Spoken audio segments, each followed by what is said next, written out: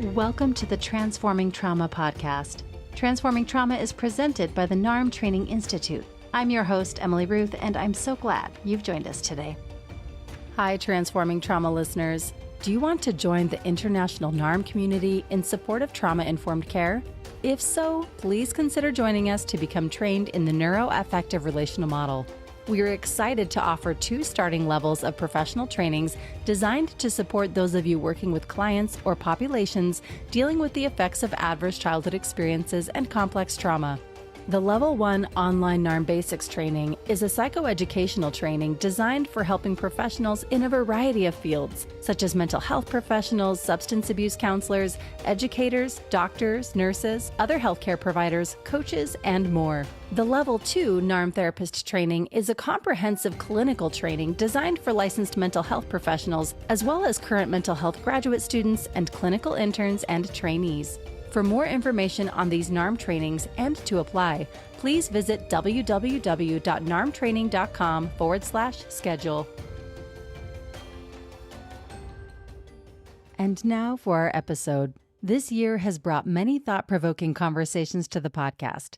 The team here at Transforming Trauma is grateful to the guests and for you, our listener, for joining us on our mission to transform trauma. In this year-end episode, Brad Kammer and I reflect on podcast highlights from 2023 and explore some memorable moments. We hope you enjoy this conversation with NARM Training Director Brad Kammer.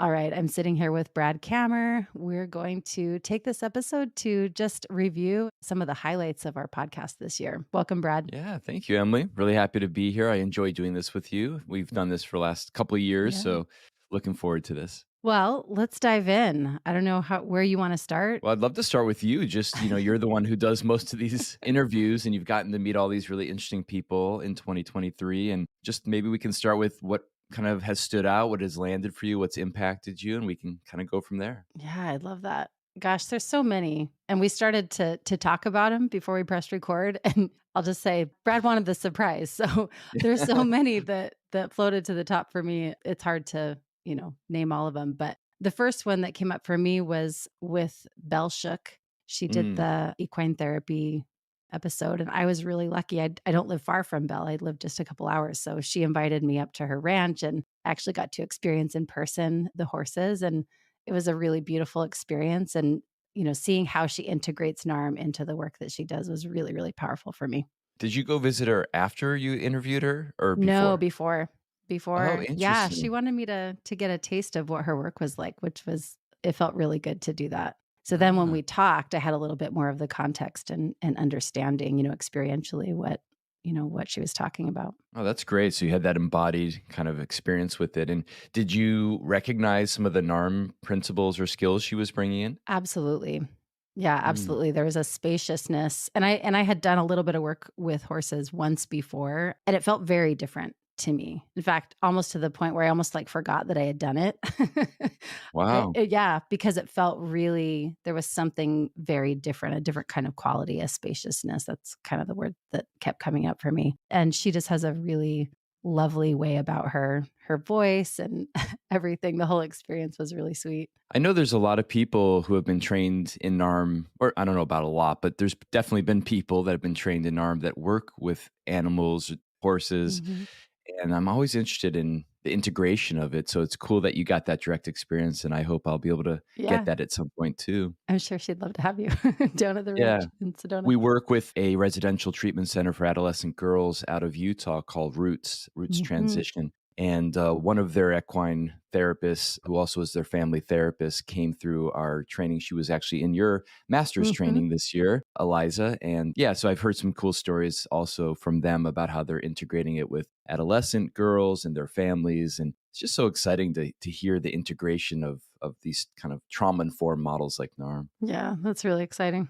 So yeah, Belle Shook, that was a really cool experience. How about you? What comes to the top for you? Well, I've had a couple of my kind of dream guests this year. When we started the podcast, what was it, 2020? I'm not sure now, but I had a small list of kind of dream guests. Some are more famous people, like celebrities like Oprah and stuff, which we haven't been able to get her yet. Alanis Morissette, some folks like that. And then there was also people just within our field that were kind of some of my dream guests. And we got two of them this year. So one was Dr. Judith Herman, which you had a wonderful conversation with her. And I can imagine if I was in your shoes during that interview, I would have had a lot of different feelings because, I got introduced to her in graduate school, almost 25 years ago. And she's impacted just even people that don't know her name now have been impacted so significantly by her work because she was one of the first, before there was a Bessel van der Kolk or a Brene Brown, it was Judith Herman that was really putting this on the map. And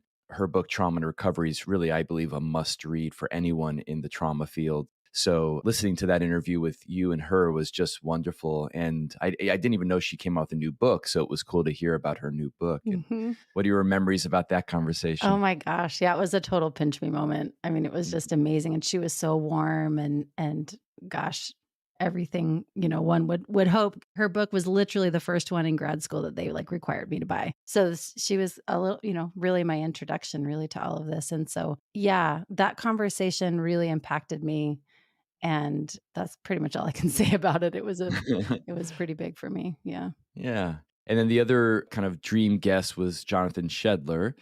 I think Emily knows some of the story, but I'll tell the listeners the story. I've been following his work on social media for a while now. He has a very active Twitter account where he is just very courageous, I believe, in our field. He's a very fierce advocate for long-term depth-oriented psychotherapy and is a pretty strong critic against short-term, quote, evidence-based approaches. He's done some really important research that demonstrates the long-term significance of long-term therapy and psychodynamic-based therapy, depth-oriented therapy, and also, criticizing some of the shorter-term models. So I've just enjoyed his work. He writes about a lot of different things. He writes about personality dynamics, obviously trauma.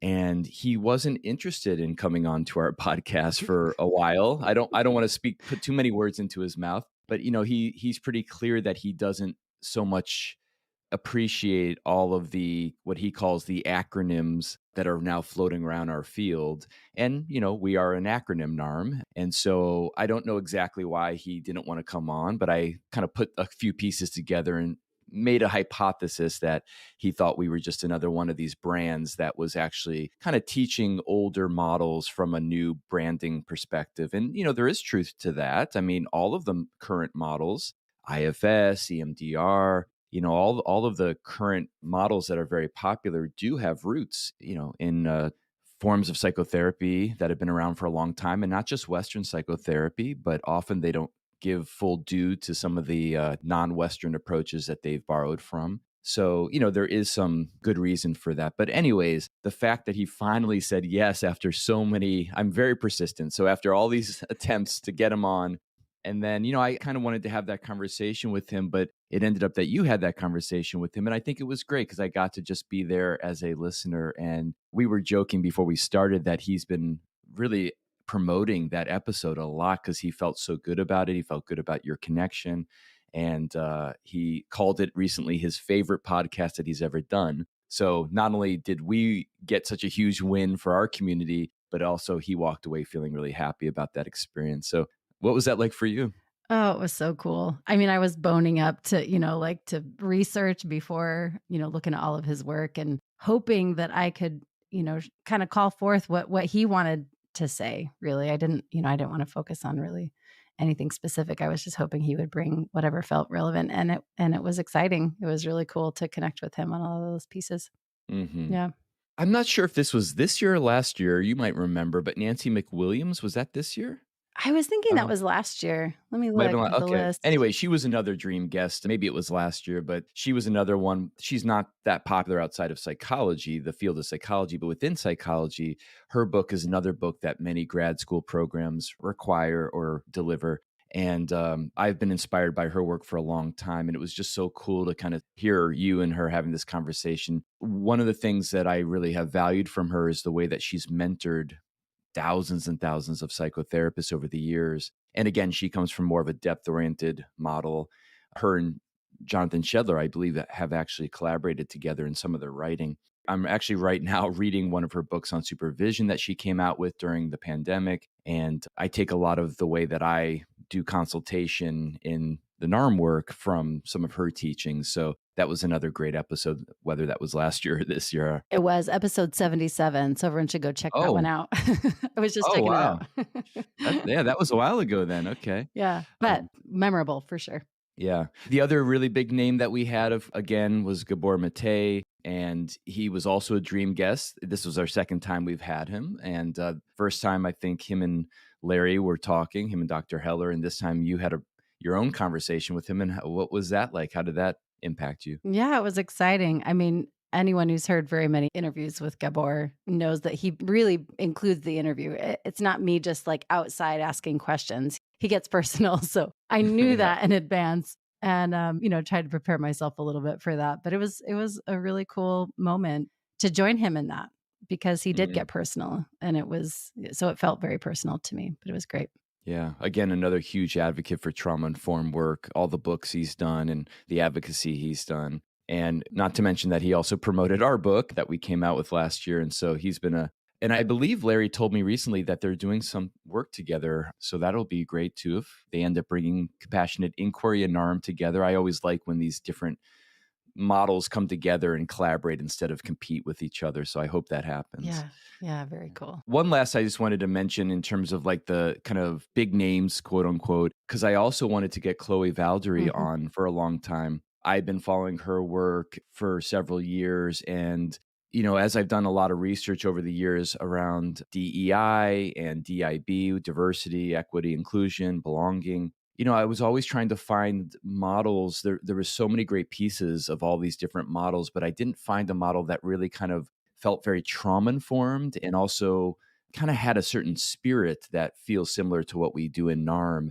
And when I came across Chloe's work, I was like, oh, yeah, this is it. And so I reached out to her. We got all of our staff trained and we did some training with our training assistants around her work. Her work's called The Theory of Enchantment. And so it's really infused now into the NARM trainings, into our staff, and having her on was just a great opportunity. We had never actually had a one-on-one conversation. I think I had been communicating all these years with one of her assistants or one of her staff members. And so having the chance to sit down and have these conversations with her was very exciting for me. And I hope that we'll have some future collaborations. Yeah, and for any folks that want to go back and listen to that episode, it was our 100th episode having her on. And I agree, like that conversation was just really another impactful one for me. So what else kind of stood out or jumped out for you this year? I really loved hearing from Larry and Diane. Hmm. Larry and Diane Poole Heller had a conversation about spirituality.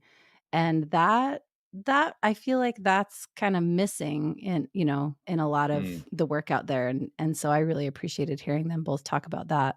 Mm.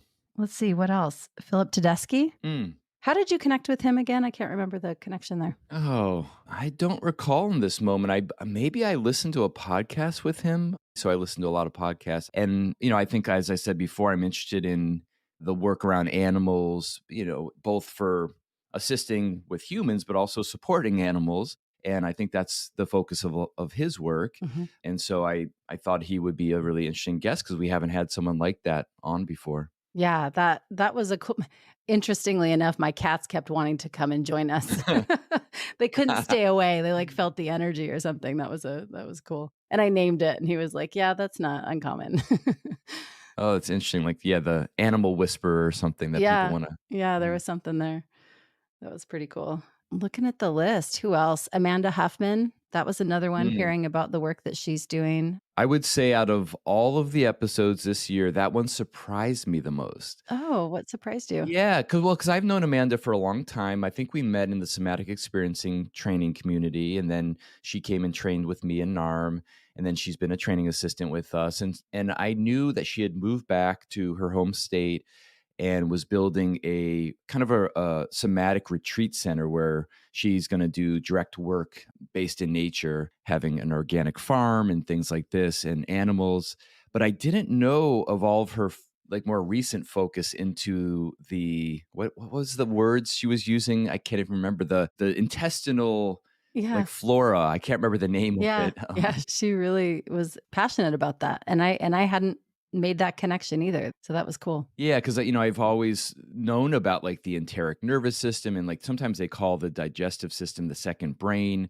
There's Right. a lot of neurochemicals that are associated with it. There's a lot of research about serotonin in the Hmm. intestines, and so I knew some of the overarching understanding about gut health and related to trauma, related to depression and other mental illness. Yeah, but she went into such specifics around it that it was really cool because I just wasn't anticipating that that was where she was going. So Hmm. that was really fun to like learn all this new stuff from her. And, I've known her for a long time and I just didn't know most of that stuff. We've never had that conversation. Yeah. So she was episode 98 and Philip Tedeschi is 99. So we're just kind of going down the list. Yeah, a couple more that were kind of within our NARM community that really stood out for me were the one with Adam Angel. Hmm. Being a father of two boys myself, I was touched by the work he's doing with fathers, well, with parents, but specifically with fathers. And I appreciated the energy between you two in that conversation, both of you being parents who have had your own real experiences with your children and with your families. And I really appreciated the quality of your conversation and connection in addition to the great work that he's doing. Thank you. Yeah. And then I got to meet him at the master's training. So it was neat to have that connection with him and then to meet him in person. And we had a conversation that it felt nice and supportive around that episode too. Mm.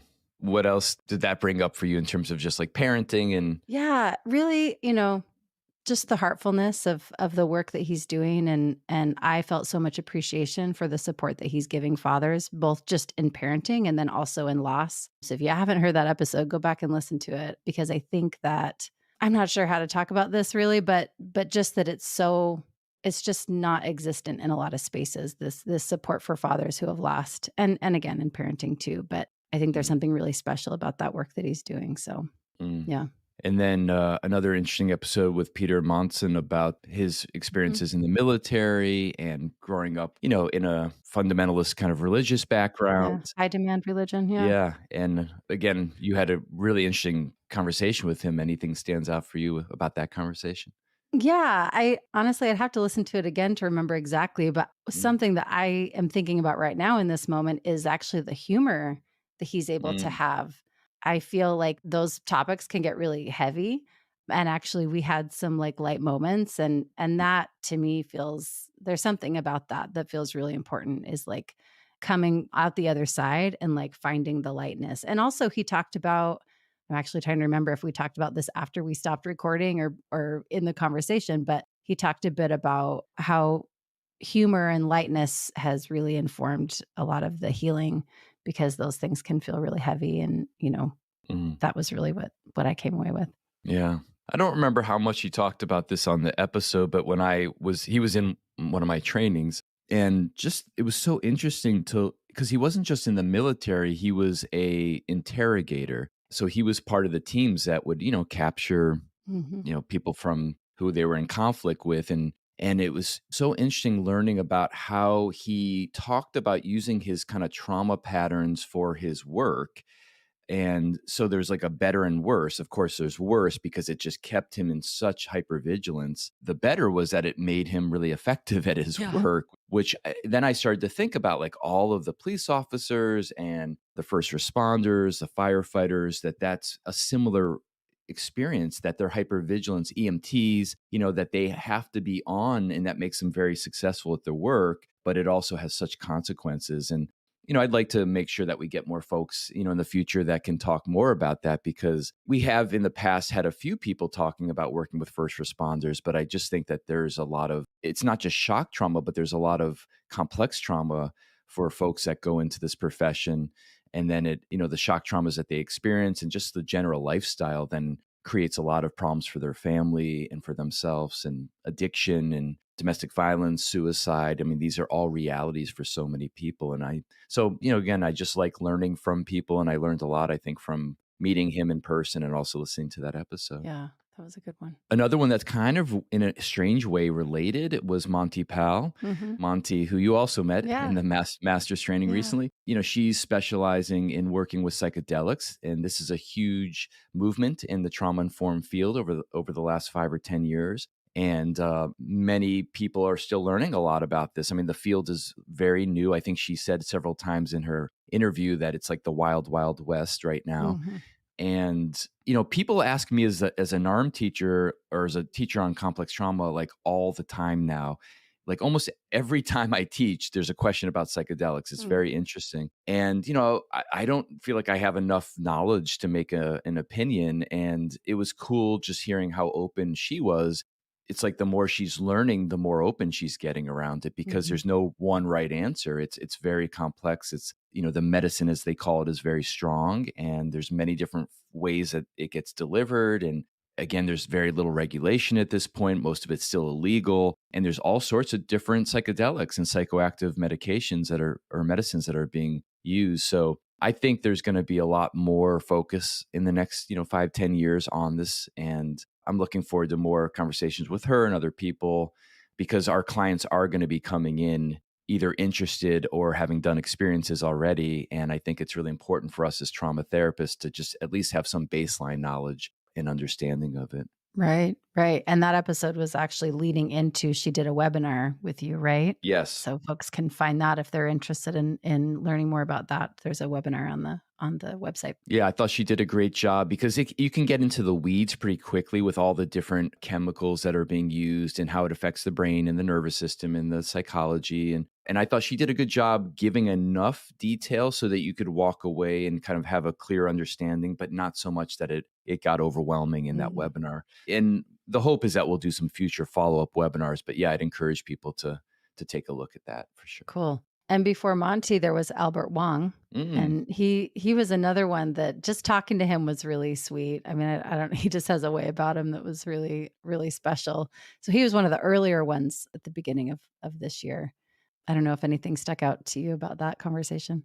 Well, I appreciate his work. He wasn't the founder, but he led the somatic program at JFK University in the Bay Area, San Francisco Bay Area. And I know a bunch of clinicians that went through that program. I'm not sure if it still exists or not. I don't recall. I don't think it is. Yeah, they closed down. Yeah. So anyways, I met him back then. And yeah, I know people were very impacted by his leadership and the impact that he had on many, many students that were graduating and getting introduced to somatic therapy. So, I always enjoy having people. That's my background in somatic therapy. We had Stephen Gilligan. No, I'm sorry. Well, we did have Stephen Gilligan, but we had Dan Shiff. Yes. Dan Shiff. Thank you very much. Yeah, I really appreciate that conversation. He reminded me a lot of my old mentor, who I hope to have on at some point too, Peter Collins. And they, these were guys that in the 60s and 70s were young therapists who were being introduced to, back then, psychotherapy, at least somatic psychotherapy, was kind of the wild, wild west. Larry was part of that. Larry and Diane and Peter Levine, and a lot of folks, Pat Ogden, a lot of folks that now we know as kind of founders of some of these models. And I liked his perspective because he's been in the field a long time. He's seen a lot of things. And again, I appreciated kind of his integrative. That's how my mind is too. I like to integrate things. And he seemed to have, he wasn't about one or other camps. He was really about integration. So that was a fun episode. Whenever I can talk about Wilhelm Reich and somatic therapy, I get excited. So that was fun too. Yeah. Another one that jumps out at me was Galen Elmore. Yeah. He's a former NFL player and has a really interesting background. I really enjoyed that episode a lot. Yeah, I was thinking about him before when we were talking, because that's another example of people I'd like to get on more, is people that have, made really significant shifts in their life. I mean, I'm sure if you would have asked him 5-10 years ago if you'd be, doing the work that he's doing now, he would have never said yes. And also just how forthright and open and vulnerable he was about his upbringing. Yeah, ended up becoming an NFL football player. Yeah, I was curious how you came in contact with him. Well, I'm a sports fan, although I never knew of him. I don't remember that name, but I think I probably was reading an email or something that was about him presenting at an organization or something, and I got interested, and then I usually go down a rabbit hole. As I was reading about him, I was thinking like, well, this is different. We've never had someone like this on our podcast that was a professional athlete that then is doing this really incredible trauma-informed work. Yeah, and it's funny, you just never know how people are going to respond. Some people just never respond. And he was so kind and excited about the invitation. And I felt like he brought that energy into your conversation. And that makes me really happy, because I can tell sometimes people are just doing it to do it, or sometimes they're just doing it because they're kind of promoting something. But just wanting to spread the word and share his story to help hopefully impact people, because he was one of those kids that needed someone's voice that he didn't get until way late. And so that's kind of how I see myself in a certain way. And so I enjoyed his energy in your conversation a lot with him. Yeah, he was really sweet and genuine, and his work on belonging is, I'm excited that more people are becoming aware of what he's doing. Yeah. Anything like personally like jump out for you in any of your conversations this year? Well, I'll just say this. I mean, it did impact me personally, but the one with you and Michael Nickenshuk, am I saying his name Mm, right? yep. I feel like that's really relevant, Mm, especially right now with everything going on in the world. That was a really interesting conversation to listen to. In fact, I've just been thinking I want to go back and listen to it, but mm. he brought a lot of things forward that I think are important for right now. Yeah. I remember my story of finding him. He Yeah. spoke at a conference after Larry. They were at a trauma conference in Boston that Bessel van der Kolk organizes, and I couldn't attend. So I was watching it on stream, either live or by video or later. I can't remember, but I watched the whole day, and he came on after Larry, and his work reminded me very much of the work that I did before I became a licensed psychotherapist. I worked in Asia with Burmese refugees, and his kind of orientation was very similar to mine. I mean, even the title of his book, which I can't remember now exactly, but were like thoughts that I had had about writing a book about Mm. my experiences in working in humanitarian aid. We shared a very similar perspective. And so, yeah, it was very cool. The difference is that he worked primarily with Muslim folks in the Middle East, which, yes, of course, right now is very timely.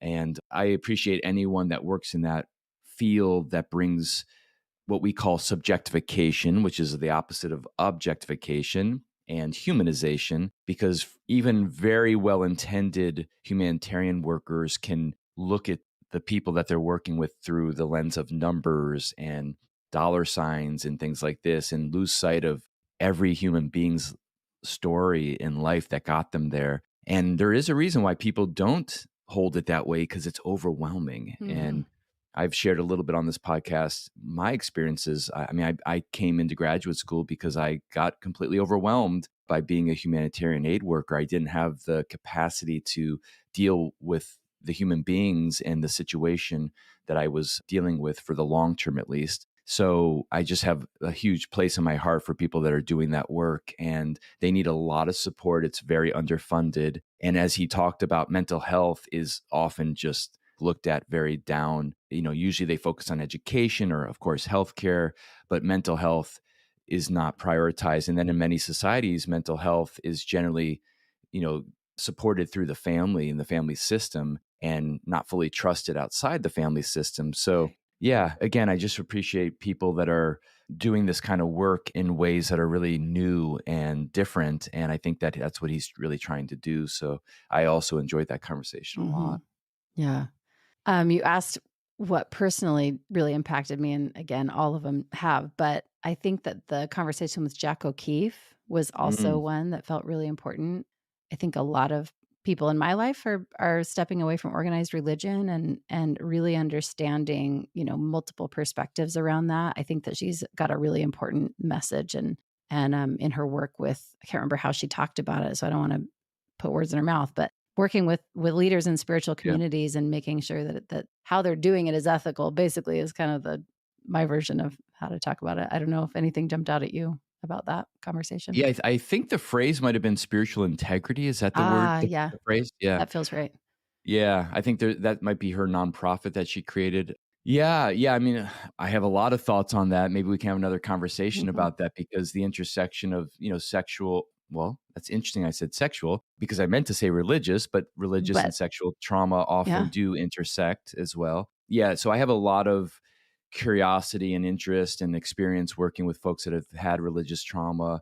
And I always appreciate guests that talk about that, both from a professional and personal Mhm. perspective. And I thought, she's been in the field and very passionate. I really took away how passionate she is to try to bring greater integrity and greater trauma-informed principles to some of these spiritual and religious communities.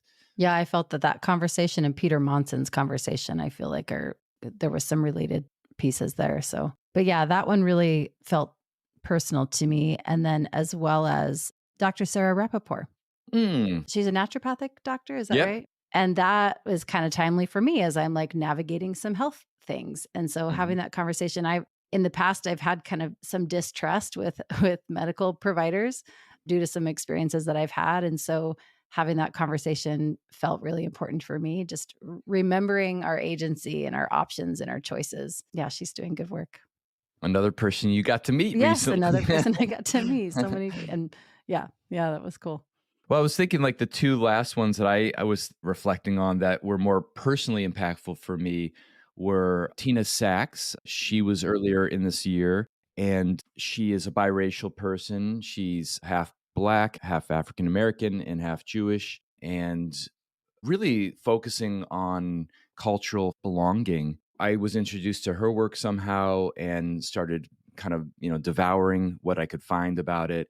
And I just really felt a very strong kind of kinship connection about her experiences, both her personal experiences that she shared growing up with her identity confusion and living in a culture and a country that didn't accurately reflect back to her how she felt about herself or who she wanted to be, and then just navigating all the different challenges, and then the professional work that's kind of followed her personal work. And again, I just found a lot of resonance with her experience, and I just enjoyed connecting with her a lot. So that had a pretty big personal impact on me, that conversation. Yeah, I felt she brought a really interesting perspective that I haven't been in contact with very much. So I learned a lot listening to that. And then the last one, which you said you hadn't listened to yet, so I hope you'll Yeah. listen to it at some point, is just a friend of mine, an old friend of mine. We've been friends almost 20 years. Twig is what he goes by. And Twig is a pretty amazing storyteller and what he calls cultural animist. He has traveled around the world and he's trained as a somatic therapist and has really kind of made his name as a teacher and as a storyteller, although I think he still does direct work too. And he's done a lot of writing. He comes from the somatic experiencing community. So he's a somatic experiencing practitioner. And we were part of many different trainings and experiences through the somatic experiencing training community. And we used to try to connect at least once a year, usually around the holidays at the end of the year. And so we decided to make it our podcast this time because our conversations tend to be like, we haven't talked in a year. We'll trade Mm, emails throughout the year, but we haven't really talked.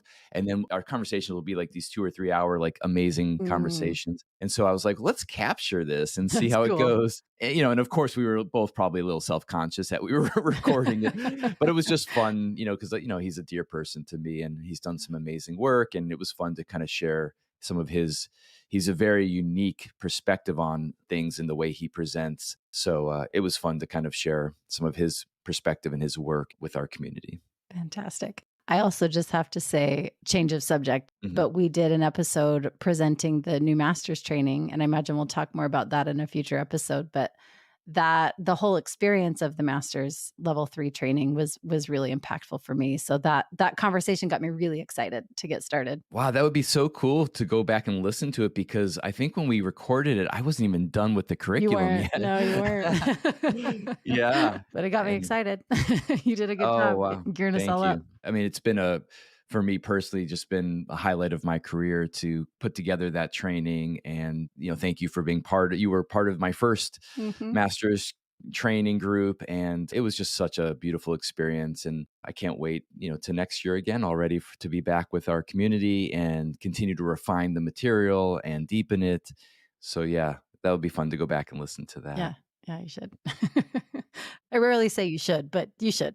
Yeah, yeah, I will. So I had two questions for you as we kind of start wrapping Yeah. up here. Is one is what's like just a learning for you, like in all these conversations, Mm. like what do you feel like you're taking away from just generally from this experience for yourself and any learning in it?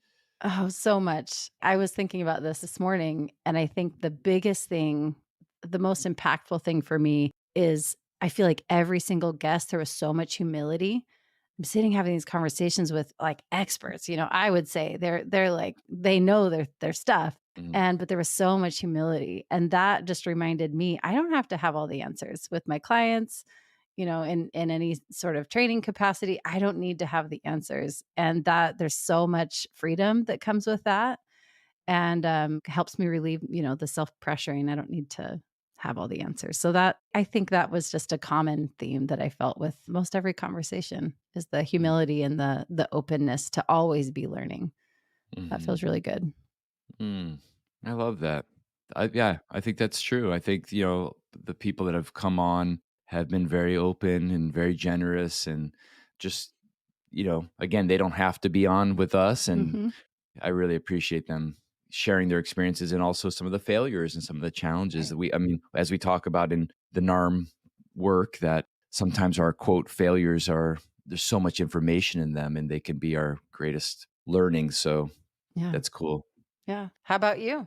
Yeah, I think that's connected to it. I think the thing that I was saying before, part of what gets related to trauma is helplessness, and the world is a mess. The world it's people are really, really suffering. And it's hard to compare is it more or less than it was 30 or 80 years ago? I don't know, but I just know now that there's 8 billion people on the planet, and humans are suffering, communities are suffering, countries are suffering, the planet's suffering. And I just feel inspired or in awe that these people wake up every day despite all of their personal and collective suffering, and they don't allow themselves to get lost in all of the reactivity and all of the strategies, and just really stay focused on bringing their heart's desire, as we might say in NARM, into the world. And sometimes it's not so easy. It goes against a lot of things. We talked about some of these big name folks. Judith Herman and Gabor Maté. Jonathan Shedler, Chloe Valdry. They're going against a lot of different strong forces. It's much easier to just kind of give it up and just go with status quo. And I just really respect that. I find a lot of inspiration from it. And on the days that it's harder for me to kind of carry the things that I'm carrying, it brings me hope to know that I can go back and listen to some of these folks and just find the hopefulness and find the heartfulness in, they're just doing this work because they care and they want to make the world a better place, and can't control how people receive it. But to me, that's very inspiring and resonant for me. Yeah, I love that. And then my last question is just like in terms of moving into next year for 2024, specifically with the podcast, like, is there anything that you're dreaming of or would like to see or have any intentions? I hadn't thought about that. And I don't know who we have slated for next year. Last year, I feel like I knew some of the names that were coming up, that I'm just really excited. And one thing I'm learning is that every single guest, I walk away and I just feel so much gratitude. Right along with what you were saying, but just like, there's so many good people in the world. That's cool to remember that all these folks are doing their work in their circle of influence, and they're changing the world in their sphere. And I can do that too. I can, with whatever capacity I have, I get excited about that. So whoever we have on, I'm really excited to meet new people and hear all the new voices, new to me voices. Yeah. Well, Emily, we've just been so appreciative. I've gotten a lot of feedback from not just one or two guests, but from many guests about how much they've really appreciated you as a host and made it comfortable, and your kindness and your heart, your warmth, your care. And it's just, again, capturing the spirit of what we're doing in NARM. And so thank you so much. And I look very much forward to surprising you next time with all these guests that you don't know about yet. I love it. Yeah, thank you. Such kind words. And it feels good to feel seen, and that my intentions are, people are feeling my intention. I want it to be just a warm conversation, and I'm glad to hear that people are feeling that way. Yeah. All right. Well, I look forward to talking to you in 2024. Thanks so much. Sounds good. Thanks, Brad. Thank you. Thanks so much for joining us for today's episode. To find more about our guest and their work, check the show notes or visit us at narmtraining.com/transformingtrauma. Are you working with clients or populations dealing with the effects of adverse childhood experiences and complex trauma? If so, we invite you to consider joining us to become trained in the neuroaffective relational model in support of trauma-informed care. We are excited to offer psychoeducational and clinical trainings for a variety of mental health professionals. For more information on these NARM trainings and to apply, please visit www.narmtraining.com/schedule. Thanks to Andrea Klunder and the Creative Imposter Studios for producing and editing, to Tori Essex for our album art, and to Brad Kammer for the creation of this podcast. We look forward to building community, connection with you, and changing the world by transforming trauma.